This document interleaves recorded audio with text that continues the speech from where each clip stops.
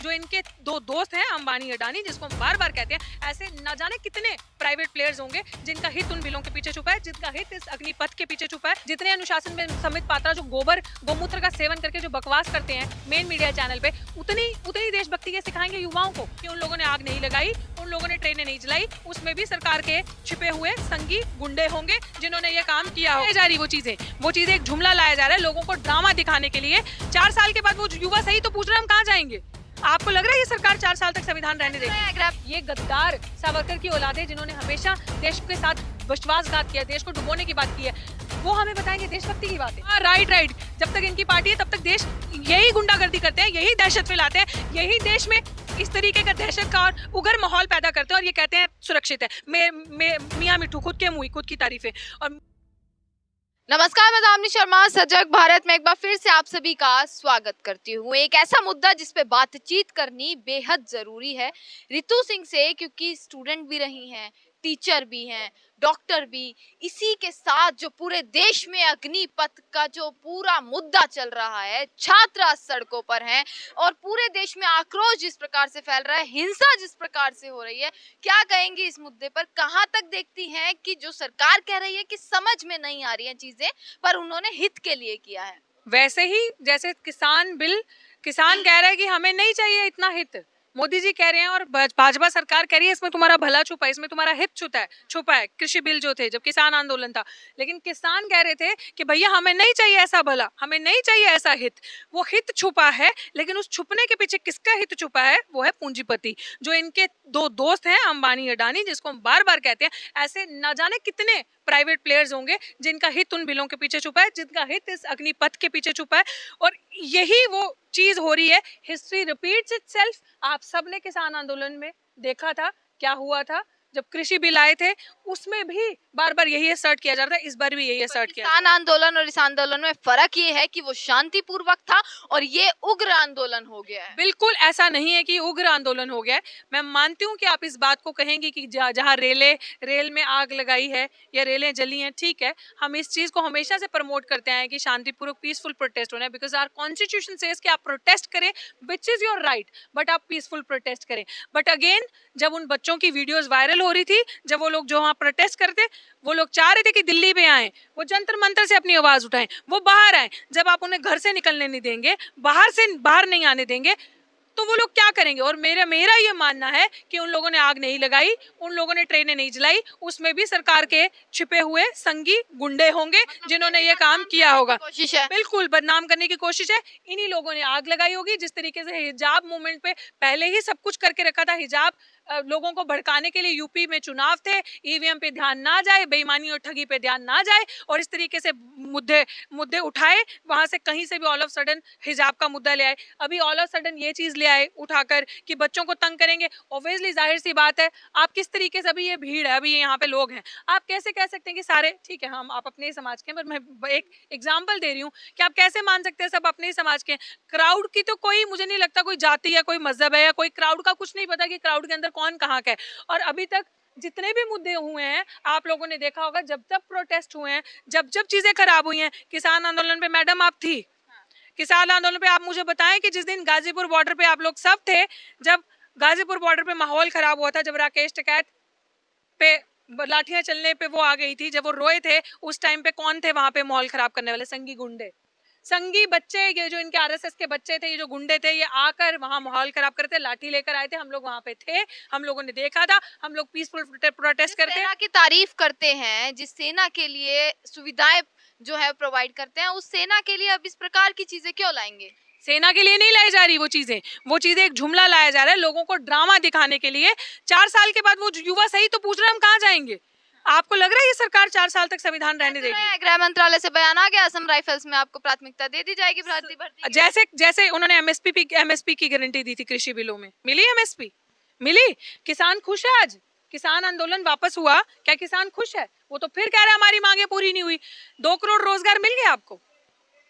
नहीं मिले? तो फिर वैसे ही फिर वादे कर दिए ना रोजगार की। तो ये चीज युवा जागरूक हो रहा है, युवा समझ रहा है, और वो जो माहौल भड़काया गया, माहौल खराब किया गया, इनके लिए बहुत आसान है लोगों की जान लेना। इनके लिए बहुत आसान है कि माहौल खराब करके प्रॉपर्टीज को जला देना। आज आप कह रहे हो इतने लाखों का नुकसान हो गया, तो वो करोड़ों का नुकसान, वो जो जाने कोरोना काल में गई हैं, वो जो लाशें गंगा पे बह रही थी, उनका हिसाब कौन देगा? प्रधानमंत्री को इस्तीफा नहीं दे देना चाहिए था अभी तक अपनी नाकामी का? 2014 के बाद से जो हाल हुआ है देश का, इतनी बेरोजगारी 3 साल, इतने पूरे देश में इतनी बेरोजगारी 70-80 सालों में, 60 सालों में नहीं बढ़ी है जितनी बेरोजगारी अभी 3 साल के अंदर बढ़ी है कोरोना इस्तीफे की बात कर रही हैं, पार्टी कहती है कि जब तक हमारी पार्टी है तब तक ही ये देश सुरक्षित है।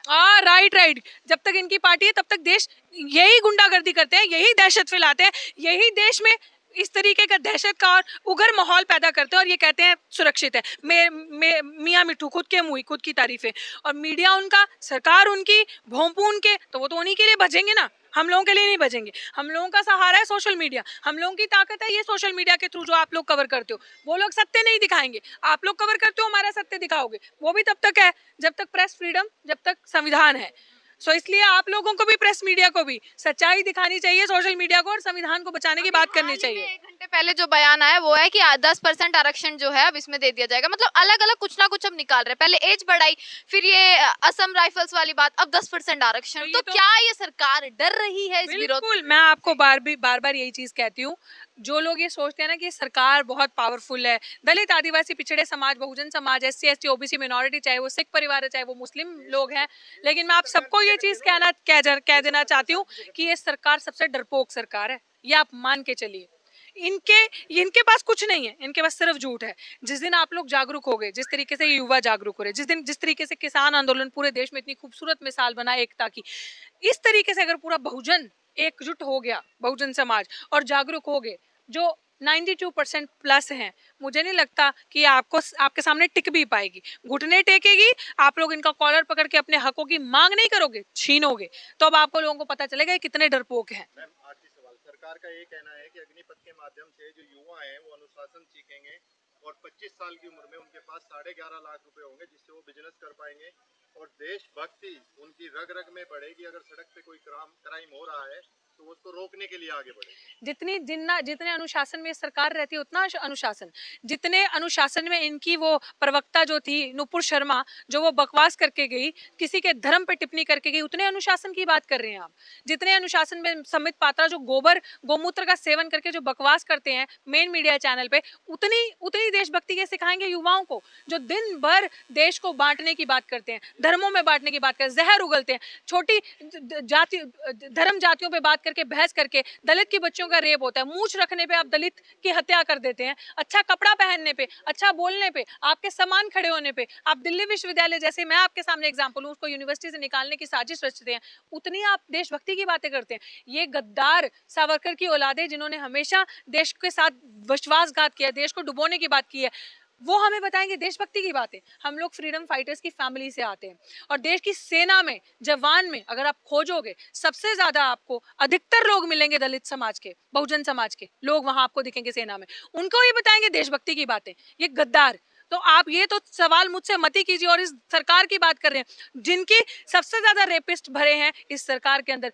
जिन्होंने देश के अंदर जो प्रज्ञा जो है, वो क्या है, ठाकुर है, वो क्या है जो लेडी, अगर आप उसकी बात करो, साध्वी मैडम की बात करो, अगर आप, सबसे ज्यादा कांड उनका बॉम्ब ब्लास्ट में उनका हाथ था, उनकी चार शीटें जो है, उनके ऊपर जो आरोप है वो बिल्कुल क्लीन हो जाते हैं। रेपिस्ट इनकी सरकार में बैठे हैं, अपराध करने वाले, देश के खिलाफ स्ट्रैटेजी करने वाले इनके उसमें बैठे हैं। इनके होते हुए सरकार के अंदर चीन जो है कब्जा रहा है, हमारी असम के अंदर आ गया, हमारी जमीनों को कब्जा रहा है, ये बात करेंगे ये गद्दार, जो उनके साथ मिलकर सेटिंग करके देश को बर्बाद करने की, युवाओं के देश को बर्बाद करने की, देश को बेचने की एक तो पॉलिसीज लेकर आ रहे हैं, और ऊपर से युवाओं के भविष्य के साथ जो खिलवाड़ हो रहा है। युवाओं के पास नौकरी नहीं है, जुमला देते हो 2 करोड़ रोजगार, अभी दे रहे हैं 4 साल का जुमरा, संविधान को खत्म कर देंगे 2024 के बाद, कुछ बचेगा नहीं। तो पहले आप सब मिलकर देश को बचाएं, संविधान को बचाएं, बाद में होगी इन सारी। चलिए, तो डॉक्टर रितु हमारे साथ मौजूद थी और इन्होंने जिस प्रकार से अग्निपथ को लेकर लोगों की बातचीत करी कि किस प्रकार से सरकार के विरोध में कहा है कि सरकार लगातार जो है, जो छात्र सड़कों पर हैं उसको जो रिलेट करते हुए चीजें कही हैं। अब देखना ये है कि कब तक ये जो प्रदर्शन हो रहे हैं इस मुद्दे पर, अग्निपथ योजना के ऊपर, ये कब तक जारी रहता है और कब तक जो है मांग और न्याय जो है लोगों को मिलता है।